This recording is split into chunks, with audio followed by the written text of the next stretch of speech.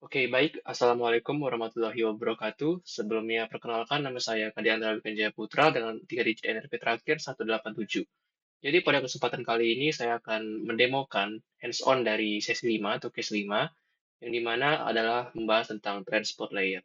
Nah, jadi tujuan dari case 5 itu adalah memahami prinsip kerja dari RDT atau Reliable Data Transfer yang diimplementasikan di protokol TCP, lalu mengamati mekanisme RDT pada TCP saat melakukan pembentukan koneksi synchronized acknowledgements, dan acknowledgements, pengiriman data, dan penerimaan HCK. Mengamati mekanisme RDT pada TCP saat terjadinya paket loss, dan mengamati kinerja pada TCP congestion control, qubit, dan Reno. Oke, jadi untuk hands-on persiapannya itu topologi seperti ini, sudah saya buat dengan IP dari NetXPC Desktop 1 itu adalah 192.168.210 dengan netmask 24 di Ethernet 0. Ini sudah ada. Sebentar. Ini sudah ada. Oke, lanjut di NetXPC 1 kita akan set bridge di BR0, ETH0 dan ETH1 di sini. Lalu di NetXPC 2 kita berikan IP ini di Ethernet 0-nya. Juga sudah saya lakukan persiapannya. Oke, sekarang lanjut untuk persiapan kedua. Kita akan masuk di notifikasi 1, kita akan masuk ke konsol, lalu kita akan buat file MyScript, start sh, seperti di gambar ini juga sudah saya salin. Set file MyScript, start sh agar executable juga sudah. Dan di konfigurasi start command, saya tidak menambahkannya karena kadang error dan ngebug, kadang nge-freeze juga. Jadi saya akan start manual saja menggunakan command sh. Jadi di sini kita hidupkan dulu.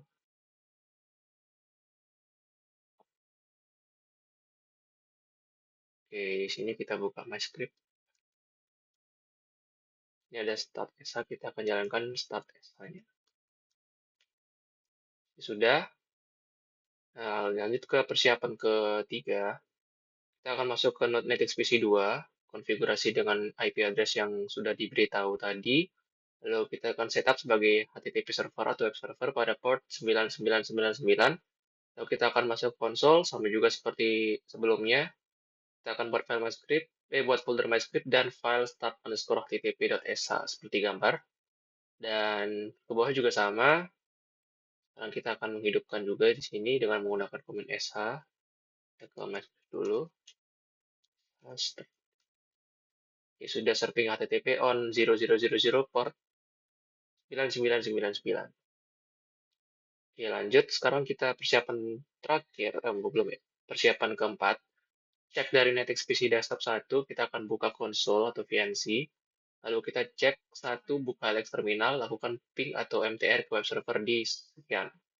Sekarang kita akan coba dulu di cek yang pertama, kita akan buka VNC dulu.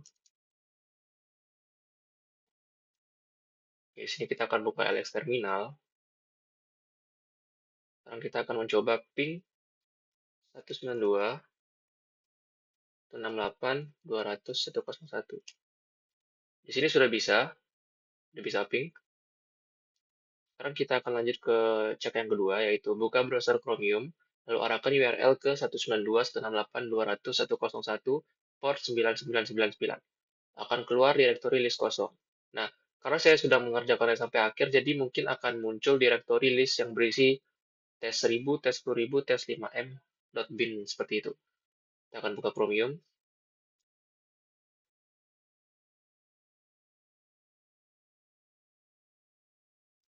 Kita akan buka IP dengan portnya. 2.168.200.01 port 9999. Nah, di sini sudah ada directory listing, yang dimana di sini masih kosong, dan karena saya sudah mengerjakan sampai akhir, di sini ada directory listing yang berisi tes 1000, tes 10.000.bin, tes 50.000.bin, dan tes 5m.bin. Oke, sekarang kita lanjut ke persiapan terakhir. Di sisi web server atau NetXPC 2, kita akan masuk konsol, pindah ke directory MyScripts/MyWeb, buat file berukuran 1000, 10.000, 50.000, dan 5m. Nah, yang seperti saya bilang tadi, itu merupakan pembuatan file yang berisi tes1000.bin, tes10.000.bin, tes50.000.bin, tes5m.bin. Ini sudah saya isi, terus saya salin juga ke komen yang dimana akan menghasilkan file ini, seperti di directory listing ini. Kita sudah coba ini, sudah kita tunjukkan juga. Lalu sekarang kita akan mencoba ke skenario 1, yaitu mekanisme reliable data transfer, yang dimana situasi jaringan adalah transfer HTTP normal dan tidak ada gangguan. Dalam situasi jaringan normal, NetXPC 1 berfungsi sebagai bridge, akan meneruskan traffic dari NetXPC desktop 1 ke NetXPC 2 dan sebaliknya. NetXPC 1 berfungsi sebagai bridge meneruskan traffic normal. Kita akan menggunakan curl untuk alamat URL ini dengan komen lengkapnya itu di bawah ini. Lalu kita akan buka Wireshark pada NetXPC desktop 1. Dan ini juga kita curl di NetXPC desktop 1 pada LX terminal. Kita di sini buka Wireshark, set capture pada Ethernet 0, gunakan filter tcp.port 9999. Oke, lalu kita buka LX terminal, buka download file tersebut dengan ini. Kita akan, pada saat download, kita akan perhatikan aktivitas pada Wireshark. Oke, sekarang kita akan coba ini untuk tes 1000. Di sini mungkin ada kesalahan pengetikan. Di sini tes 10.000, tapi di sini tes 1000. Dan saya akan mencoba untuk tes 1000 saja. Untuk komennya itu di note.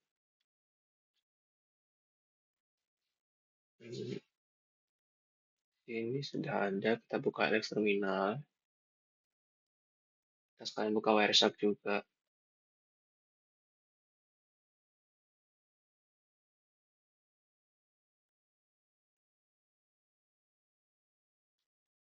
Oke.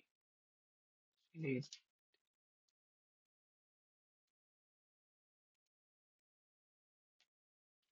Oke, di sini masih kosong karena kita belum mengisi.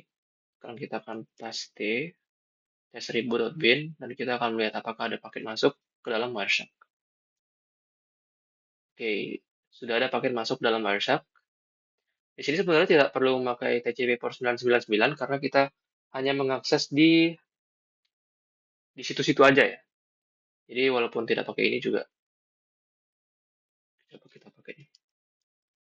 Port 999. Oh, ternyata kepake. Oh iya. Ini kita pakai filter TCP port 9999.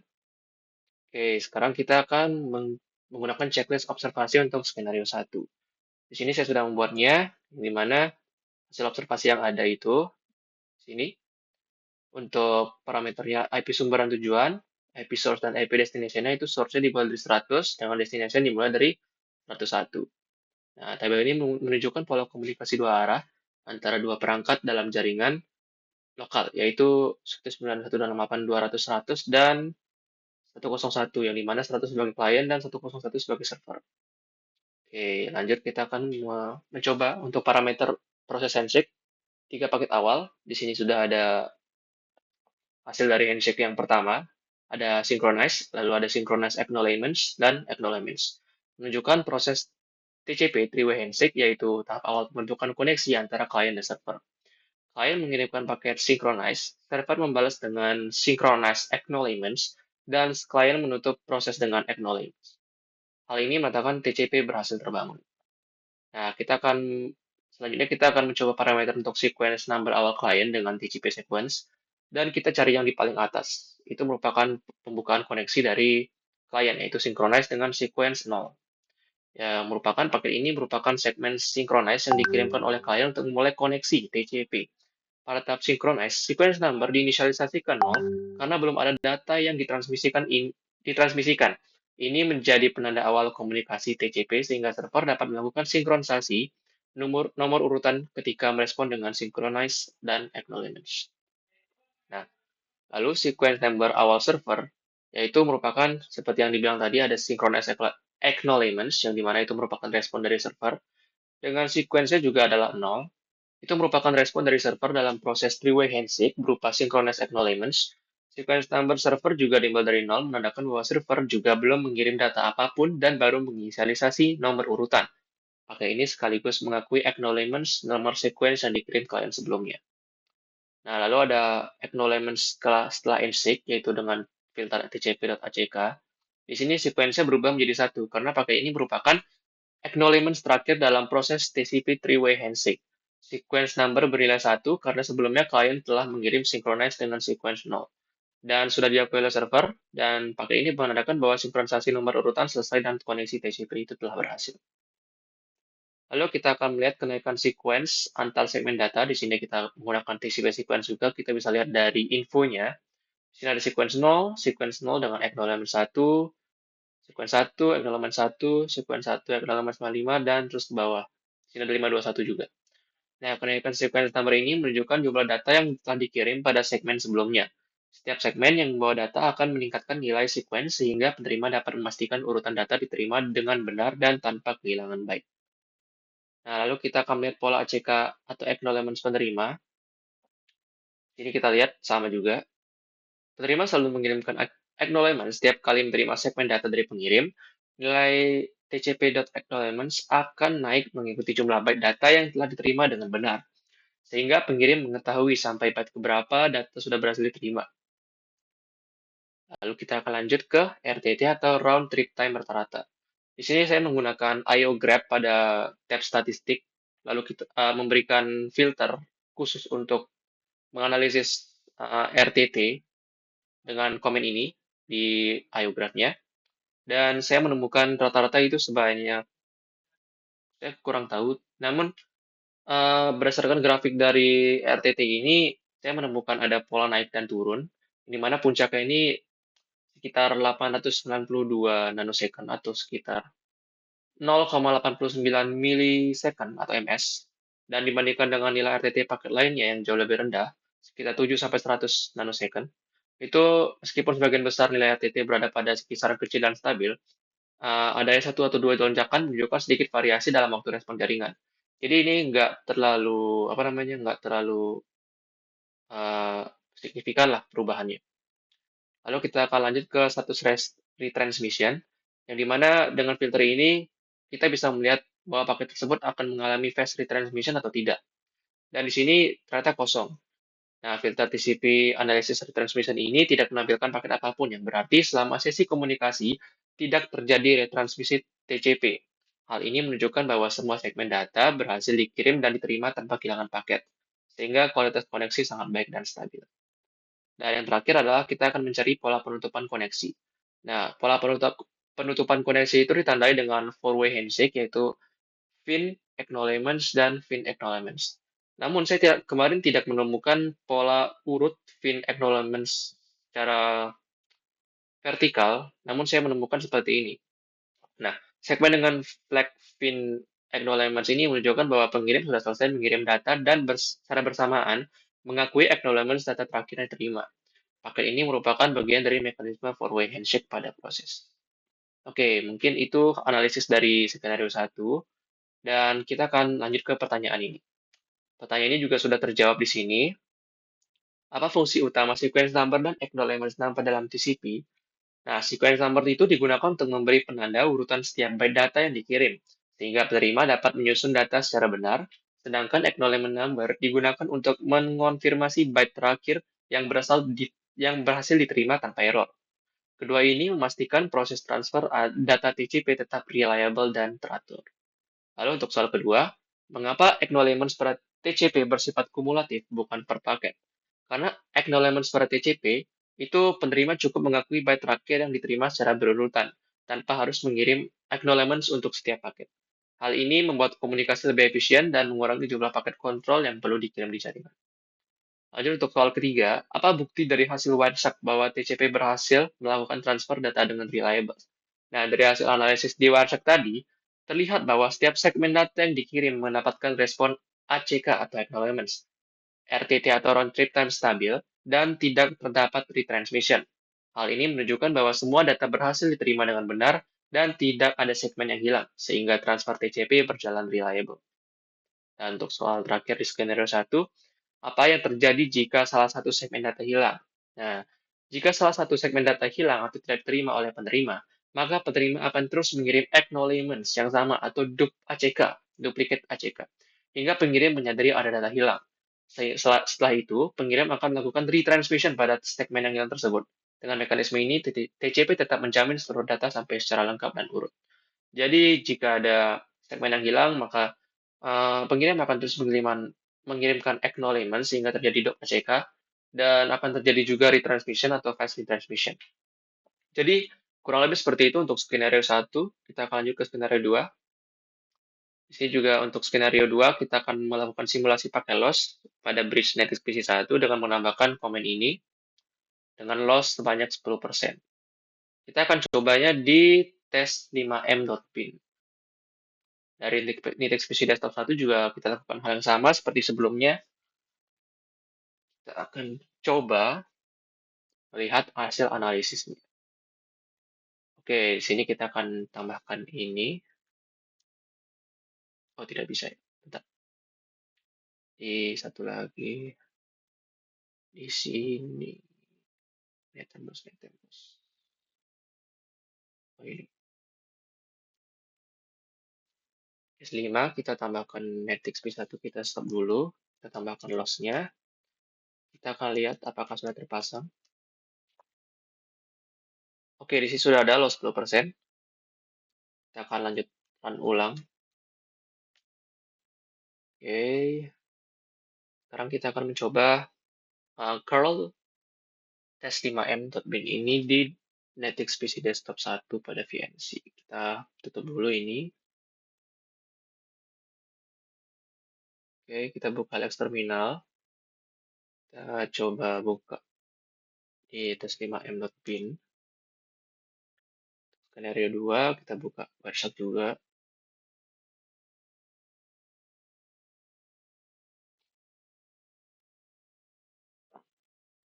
Oke, di sini tcp.port sama dengan 991. Oke, sudah. Di sini kita akan tambahkan. Kita lihat berapa paket yang ada dikirim di Wireshark. Oke, bisa dilihat tadi ada merah-merah itu. Nah, di situ ada TCP DUP ACK, ada fast retransmission, ada previous segment, dan sebagainya, banyak banget.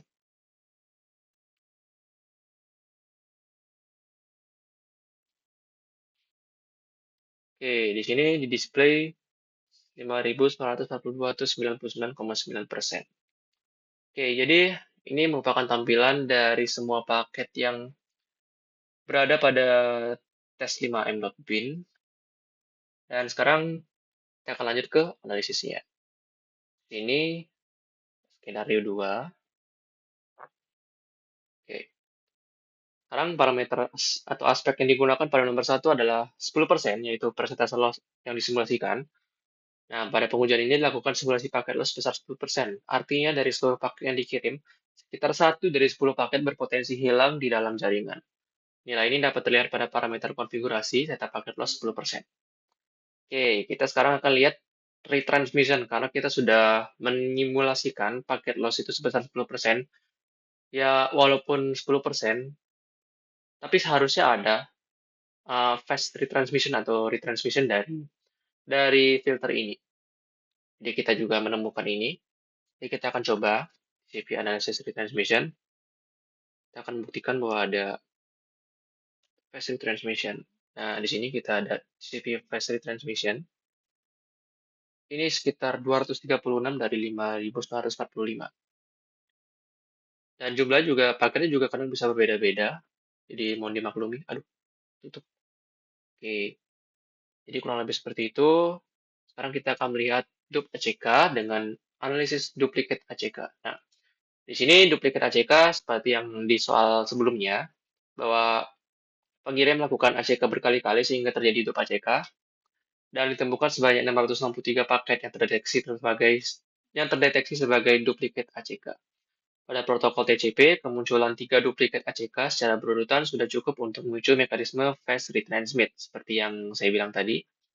Sehingga dengan jumlah dup ACK sebanyak ini dapat disimpulkan bahwa telah terjadi beberapa kali kondisi kehilangan paket atau keterlambatan paket. Oke, lanjut untuk round trip time sebelum dan sesudah loss. Oke, di sini untuk sebelumnya, itu tadi bisa dilihat bahwa sebelum loss itu ini Cuman ini berada pada tes 1000.bin dan ini berada pada tes 5M.bin. Nah, jika dibandingkan dengan grafik sebelumnya yang menunjukkan RTT sangat rendah dan stabil, grafik hasil simulasi paket loss 10% ini menunjukkan lonjakan RTT yang signifikan hingga di atas 200 ms dan fluktuasi yang tinggi. Hal ini membuktikan bahwa kehilangan paket menyebabkan peningkatan waktu respon jaringan secara drastis dan mempengaruhi kinerja TCP secara keseluruhan. Bisa dilihat ini ada lonjakan kecil, sedang, mulai tinggi, dan sangat tinggi. Ini hingga 200 lebih ms. 270 mungkin. Jadi kurang lebih seperti itu. Nah, di sini juga kita melihat fast retransmit terdeteksi dengan analisis fast retransmission. Misalnya di sini terdapat sekitar 193 paket dari total 5723. Nah, di sini pada saat saya mendownload atau mengcurl dari tes5m.bin itu, saya mendapatkan 5723 paket. Yang dimana saya coba lagi, ternyata hasilnya berbeda-beda. Nggak selalu 5723. Nah, ini memicu mekanisme fast retransmit, lalu kemunculan duplikat ACK dalam jumlah tersebut menunjukkan bahwa penerima mendeteksi adanya segmen yang hilang atau terlambat, sehingga pengirim harus segera melakukan retransmisi tanpa menunggu timeout. Sekarang kita akan mencoba melihat timeout retransmission dengan time relatif. Di sini kita bisa lihat dari hasil Wireshark terlihat ada indikasi kehilangan dan keterlambatan paket melalui munculnya pesan preview segment not captured, dup ACK, dan out of order. Kondisi ini menunjukkan bahwa urutan data tidak sampai dengan benar pada awalnya, sehingga TCP harus melakukan pemulihan dengan retransmisi dan menyusun ulang paket berdasarkan sequence number. Oke, sekarang kita akan melihat throughput rata-rata dengan hasil curlway, dan throughput itu merupakan speed download-nya, yang dimana speed download pada saat mendownload tes5m.bin itu sekitar 277 kilobyte atau 277 ribu byte per detik. Ini menunjukkan bahwa kecepatan transfer data menurun secara signifikan dibanding kondisi normal. Hal ini dipengaruhi oleh adanya paket loss 10% yang memicu retransmission dan menyebabkan waktu transfer lebih lama sehingga throughput efektif menjadi jauh lebih rendah. Sekarang kita akan lihat lama transfer total dari testimonial.bin ini, sekitar 21 detik, itu menunjukkan adanya penurunan performa jaringan secara signifikan. Hal ini disebabkan oleh banyaknya retransmission akibat simulasi packet loss sebesar 10% yang diterapkan, sehingga pengirim harus mengirim ulang sejumlah data dan menyebabkan keterlambatan dalam proses transfer. Sekarang kita lihat pola congestion window dengan perkiraannya itu adalah ya seperti ini, dengan filternya TCP Analysis Bytes in Flight. Dan perubahan nilai bytes in flight mencerminkan dinamika atau dynamic dari congestion window atau CWND. Ketika nilainya meningkat bertahap, TCP sedang memperbesar congestion window karena jaringan dianggap tidak mengalami kemacetan, sedangkan penurunan mendadak mengindikasikan pengurangan CWND akibat sinyal kemacetan seperti paket loss. Oke, jadi itu merupakan skenario 2. Untuk observasinya juga sudah di checklist.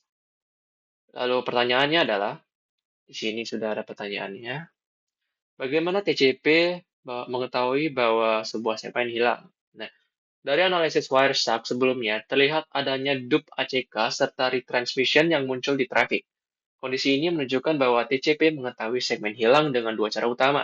Yang pertama ada dup ACK, yang kedua ada timeout.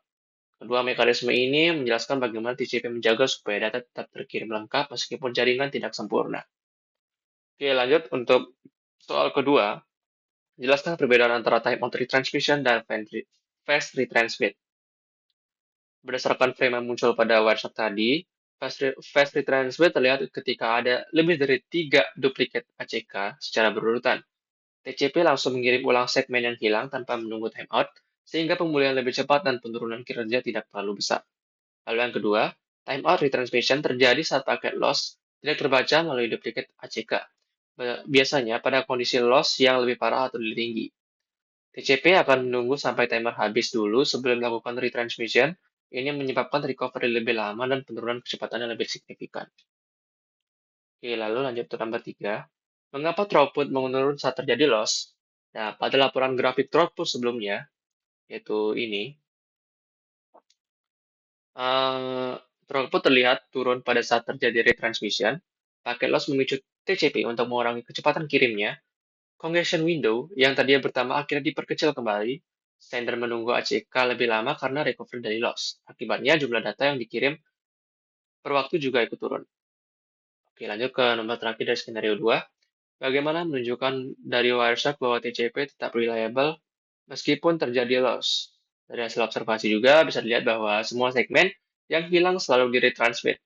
Receiver tetap memberikan ACK untuk setiap data yang akhirnya berhasil diterima. Bytes in flight juga tetap bergerak naik kembali setelah recovery, dan komunikasi tidak terputus meskipun terjadi dup ACK dan retransmission. Hal ini menandakan bahwa TCP tetap menjamin data sampai lengkap dan berurutan meskipun terjadi paket loss. Oke, di situ merupakan jawaban dari pertanyaan ini. Sekarang kita akan lanjut ke skenario 3. Skenario 3 adalah dengan tujuan mengamati mekanisme TCP dengan congestion control kubik. Dengan situasi jaringan yaitu transfer TCP sedikit terganggu, gangguan 1% paket loss, dan latensi 100 ms atau milisecond. Sekarang kita akan lakukan setup dulu. Sini.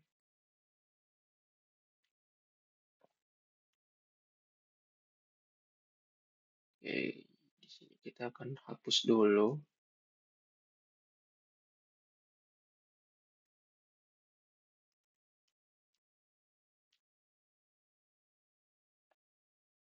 Tambahkan ini. Lihat apakah sudah terpasang. Oke, di sini sudah terpasang, loss 1%, seatnya limit 1000. Tes 2, oke sudah semua. Sekarang kita akan setup mekanisme TCP Congestion Control dengan sysctl kubik yang ini, komennya. Kita akan setupnya di LX terminal. Oke, di sini sudah congestion controlnya kubik. Lalu kita akan mendownload lagi dengan komen yang sama untuk 5M. Kita akan buka, kita copy dulu, kita akan buka Wireshark.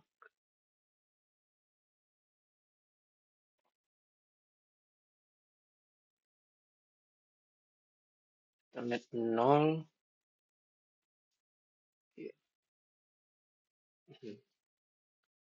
Ini sudah kosong, kita akan tambahkan di sini. Kita akan cp port 999.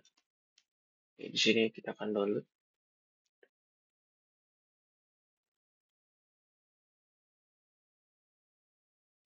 Oke, di sini bisa dilihat paketnya banyak.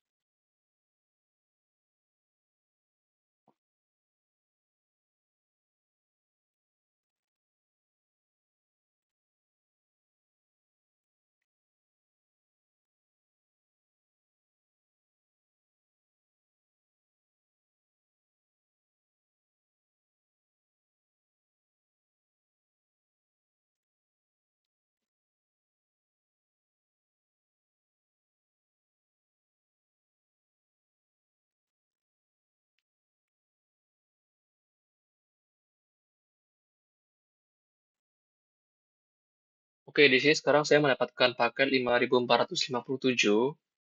Oke, sekarang kita akan melakukan analisis. Dan saya juga sudah menganalisisnya di sini skenario 3. Nah, sini kita bisa lihat untuk RTT atau round trip time rata-ratanya itu, di sini saya menggunakan IOGraph juga untuk RTT-nya. Kita bisa lihat di sini ada grafik seperti ini. Dan di sini juga, oke, untuk demokannya langsung, kita pakai sini. Nah, ini kita pakai RTT.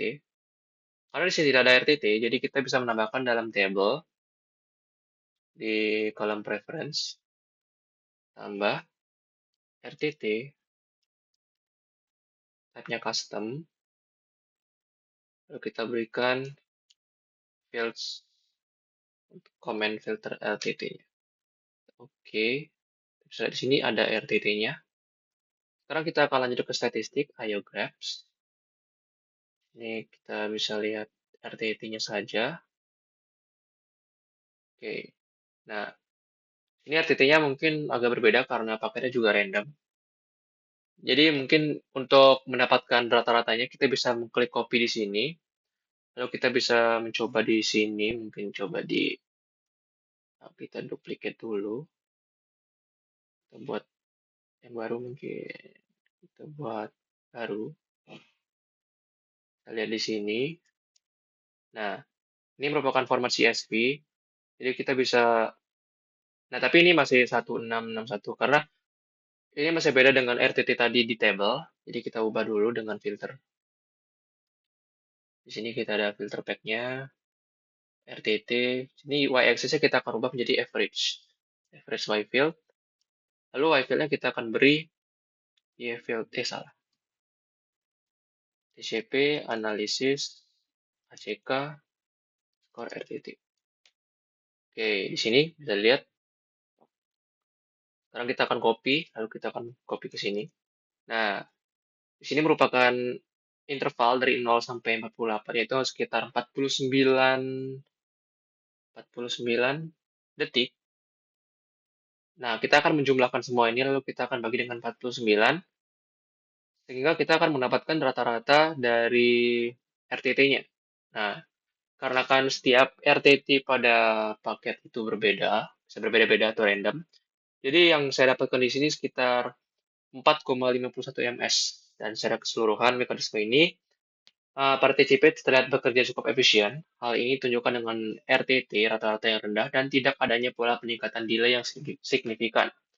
Walaupun terdapat beberapa lonjakan RTT pada interval tertentu, TCP mampu melakukan penyesuaian terhadap kondisi jaringan sehingga delay tidak meningkat secara terus-menerus. Sekarang kita lihat RTT maksimumnya. Jadi RTT maksimum juga kita bisa lihat dari sini. Ini RTT maksimum. Ini ada 47 ms ya. Tapi di sini ada 79 ms di sini. Berbeda-beda. Jadi untuk RTT maksimum 79 ms, lonjakan RTT hingga mencapai sekitar 79 ms mengindikasikan adanya queue build-up pada perangkat jaringan di luar jalur transmisi. Hal ini terjadi saat traffic meningkat sesaat sehingga paket harus menunggu lebih lama di buffer. Namun ketika nilai RTT kembali normal setelah lonjakan tersebut, kondisi ini tidak menunjukkan congestion yang berkepanjangan, melainkan konsekuensi sementara dari dinamika beban jaringan. Oke, jadi itu untuk RTT-nya, lalu kita akan lihat throughput-nya, sama juga seperti komen di sini, komen speed download, sini. Kita mendapatkan di 99.000 byte atau 99 kilobyte, menunjukkan bahwa performa transmisi data masih rendah.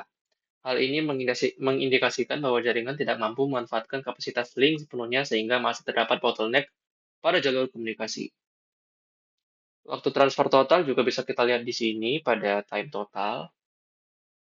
Ini sekitar 50 detik, itu untuk file sebesar 5 MB termasuk lambat untuk jaringan modern.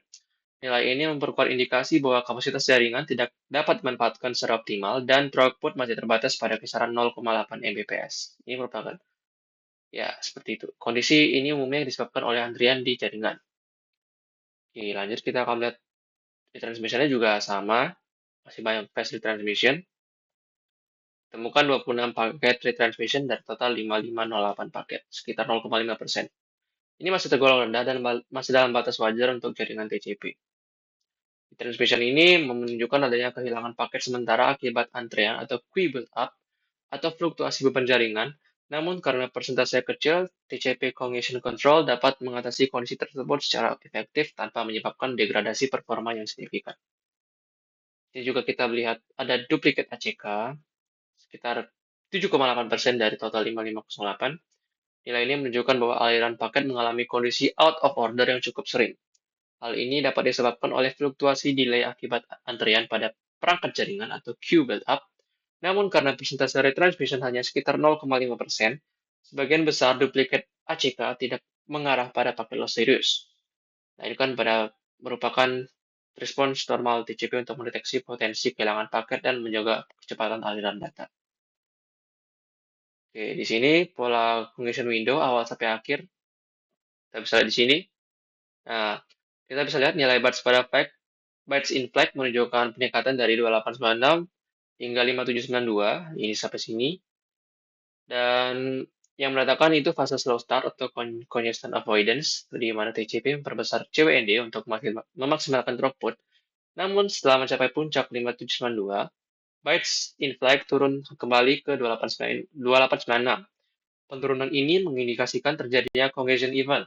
Kemungkinan besar dipicu oleh duplikat ACK yang memicu mekanisme fast retransmit dan fast recovery. Oke, lanjut kita akan melihat nilai RWND rata-rata. Ini kita bisa lihat dengan Windows Size Value, caranya sama, kita dengan mengubah variabel dan filteringnya dengan TCP Windows Size Value. Dan dari 59 interval waktu pengamatan, nilai rata-rata receive window atau RWND berada pada kisaran 2800 bytes. Nilai ini tergolong kecil jika dibandingkan dengan ukuran receive buffer yang umumnya digunakan pada koneksi TCP modern. Hal ini mengindikasikan bahwa sisi penerima membatasi laju pengiriman data atau flow control aktif, sehingga dapat berkontribusi pada throughput yang rendah. Ini kita akan melihat juga stabilitas throughput dengan grafik Wireshark. Oke, di sini saya lupa menambahkan analisisnya, mohon maaf. Tapi di sini saya akan jelaskan sedikit. Kita lihat di sini stabilitas throughput grafik Wireshark-nya ada penurunan. Ini merupakan throughput yang paling minimal atau rendah. Sedangkan di sini kita bisa melihat throughputnya sekitar 80 ms. Turun lagi, lalu konsolidasi sekitar sini saja. Tidak ada perubahan besar yang menandakan stabilitas throughput cukup stabil namun kecil. Walaupun ada lonjakan di atas ini. Oke. Di sini efisiensi throughput dibagi RTT itu throughput rata-ratanya adalah 0,88 Mbps. RTT rata-rata 3,37 ms. Nah, di sini karena saya sempat mengulang, jadi RTT-nya berubah dari 4,51 menjadi 3,37 dan efisiensi TCP-nya itu adalah throughput dibagi RTT yaitu 2,61 kali 10 pangkat 5 bit per RTT, yaitu 261 kilobyte per RTT, kilobit per RTT. Nah, ini menunjukkan bahwa dalam satu perjalanan bolak-balik, TCP hanya mampu mengisi kurang lebih 261.000 bit dalam pipa jaringan. Nilai ini masih dalam tergolong rendah untuk link berkecepatan Mbps yang mengindikasikan adanya bottleneck atau kondisi jaringan yang tidak optimal. Oke, itu merupakan case skenario 3. Nah, ini merupakan case skenario 3. Lalu kita akan lanjut ke pertanyaannya. Pertanyaan skenario 3. Algoritma mana yang memberikan throughput tertinggi? Mengapa demikian? Nah, ini saya buat setelah saya mencoba pada skenario 4. Bukan skenario 4 sih. Ini. Skenario 5. Nah, ini. Kita ada Reno kubik. Dan saya simpulkan di nomor 4. TCP kubik memberikan throughput tertinggi karena memiliki mekanisme pertumbuhan congestion window yang agresif dan cepat, mulai dari kondisi loss sehingga mampu memanfaatkan bandwidth jaringan secara maksimal.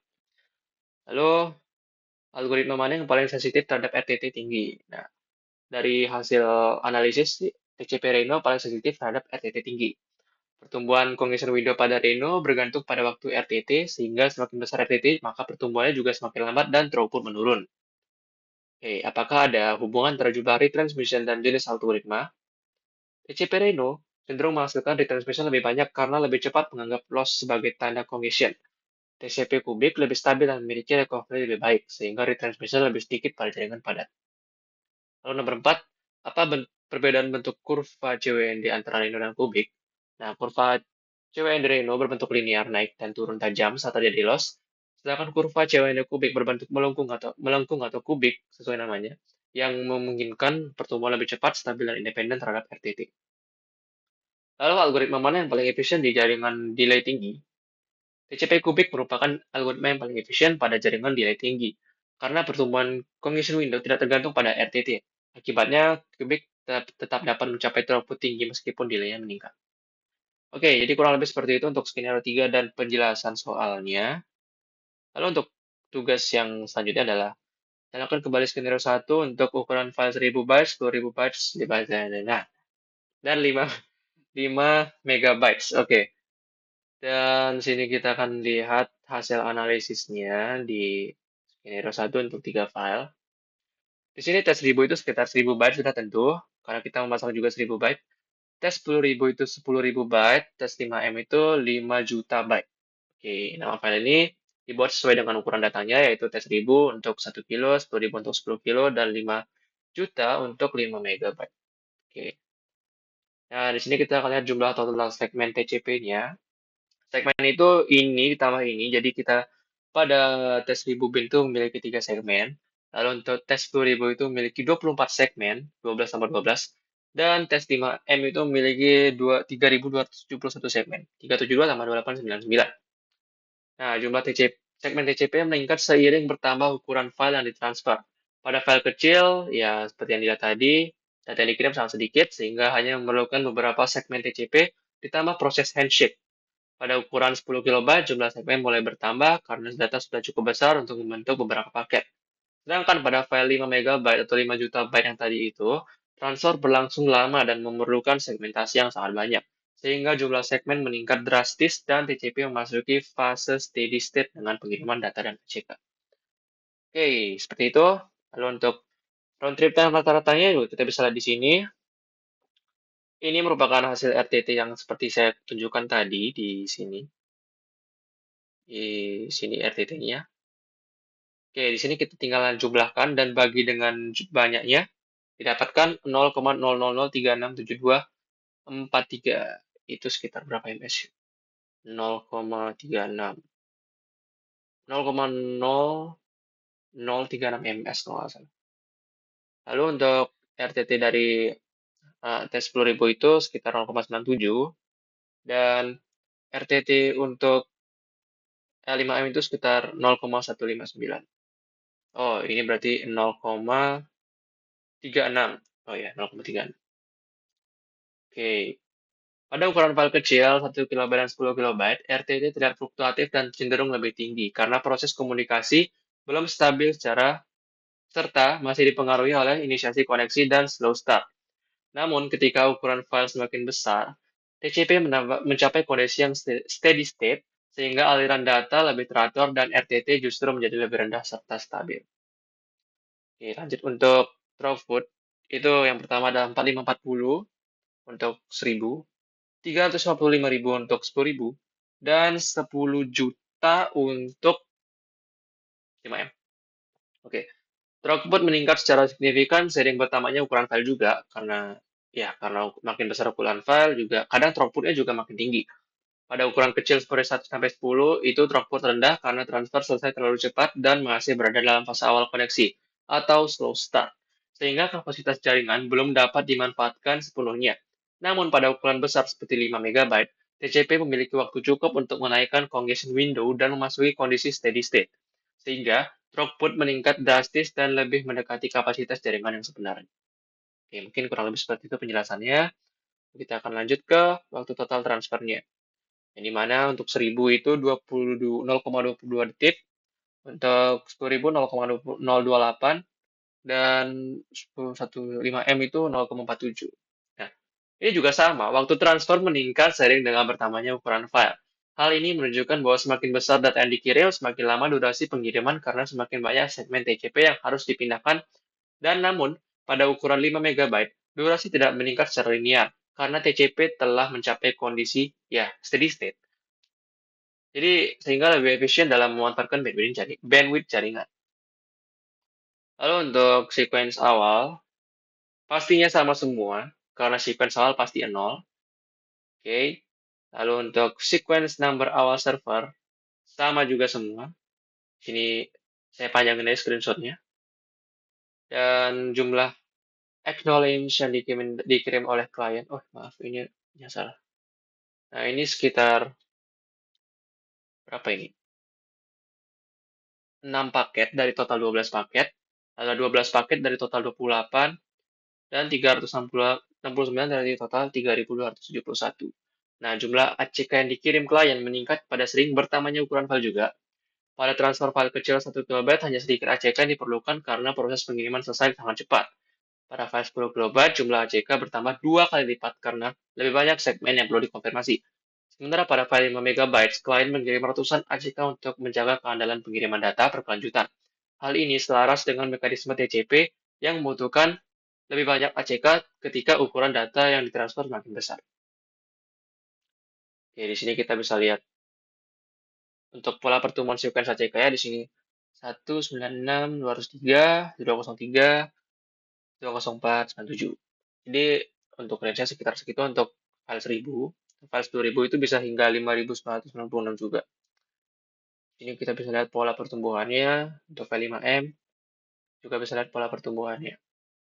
Ini menunjukkan bahwa mekanisme pengiriman dan penerimaan data yang reliable pada TCP, dan pada awal koneksi, sequencer ACK dimulai dari kecil, biasanya 0 atau 1. Seiring bertambahnya ukuran data yang dikirim, bila sequence dan ACK itu meningkat secara bertahap, sesuai dengan ukuran segmen yang berhasil diterima. Pada file kecil, misal 1 KB, peningkatan sequence ACK sangat terbatas dan cepat mencapai akhir koneksi. Pada ukuran 10 KB, peningkatan nilai sequence ACK menjadi lebih sering karena data dibagi dalam beberapa segmen.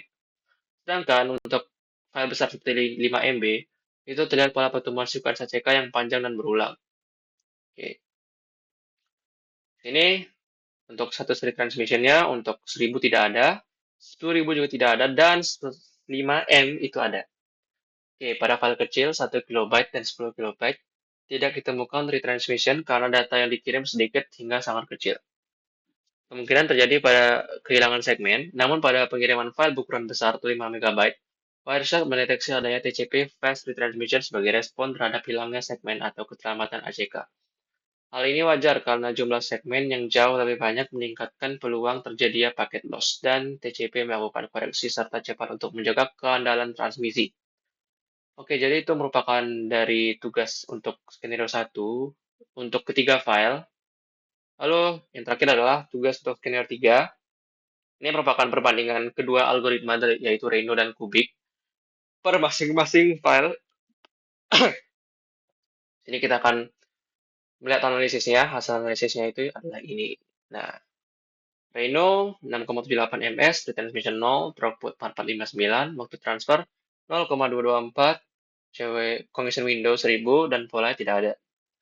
Ini secara keseluruhan, TCP kubik menunjukkan performa yang lebih optimal dibanding TCP Reno. Bisa dilihat di sini karena ini lebih kecil, throughput lebih besar, dan waktu transfer lebih singkat. Oke, pertama pada transfer data berukuran besar. Perbedaan kedua algoritma hampir tidak terlihat karena proses pengiriman selesai terlalu cepat sehingga mekanisme congestion control belum begitu berkontribusi signifikan. Ini juga bisa lihat. Berdasarkan hasil analisis, nilai maksimum diperoleh hasil sebesar 1000 byte dengan MSS. Itu apa MSS? Saya lupa. Maksimum segment size sebesar 1460 byte. Hal tersebut menunjukkan bahwa congestion window hanya mencapai sekitar 1 MSS. Artinya, TCP tidak sempat berkembang ke fase congestion avoidance atau steady state. Ini kita lihat kedua algoritmanya juga. Untuk tes 10.000, sama juga ini lebih singkat, namun di sini throughputnya lebih kecil dan waktunya lebih lama sedikit dengan congestion window 1448 bytes. Kalau CW ini juga tidak ada. Oke, ini masih menunjukkan performa yang sangat mirip. Hal ini karena pengiriman data juga selesai sangat cepat, sehingga TCP belum sempat meningkatkan congestion window maupun masuk ke fase congestion avoidance. Untuk tes 5M, di sini kita bisa lihat Kubik masih mengungguli dengan retransmission adalah 0, tapi untuk tes 5M dengan algoritma Reno itu muncul retransmission sebanyak 5. Dan throughputnya itu 6.811.339. Dan untuk si Kubik itu 22.216.594. Itu sekitar 3,5 kali lebih banyak mungkin. Dan untuk waktu transfernya itu 3 kali lebih cepat Kubik, serta bytes dari congestion window-nya itu sekitar 25.000. Untuk polanya bisa lihat di sini, walaupun agak blurry, tapi tidak apa-apa, mohon maaf. Ini bisa menunjukkan ada peningkatan seiring berjalannya waktu, dan di sini menunjukkan adalah penurunan seiring berjalannya waktu. Nah, grafik I/O di per 10 ms atau milisecond memperlihatkan pola khas TCP kubik, yaitu peningkatan burst paket secara eksponensial pada awal transfer yang mengindikasikan slow start. Setelah congestion window mencapai nilai sekitar 86 MSS atau sekitar 196 KB, pertumbuhan berubah menjadi linear yang menandakan congestion avoidance. Pada fase akhir, paket rate menurun drastis karena seluruh data hampir selesai dikirim sehingga koneksi menjadi application limited bukan terjadi kemacetan jaringan. Oke, mungkin kurang lebih analisis yang saya bisa jelaskan kurang lebih seperti itu. Dari skenario 1, skenario 2, 3, hingga skenario 1 3 file, dan skenario 3 3 file. Oke, jadi mungkin penjelasannya cukup sekian. Jika ada kesalahan kata atau kesalahan penjelasan, atau ambigu dalam penyebutan uh, sintaks atau komen atau apa ya, atau seperti TCP dan lain-lain, saya mohon maaf dan saya tutup dengan wassalamualaikum warahmatullahi wabarakatuh. Terima kasih.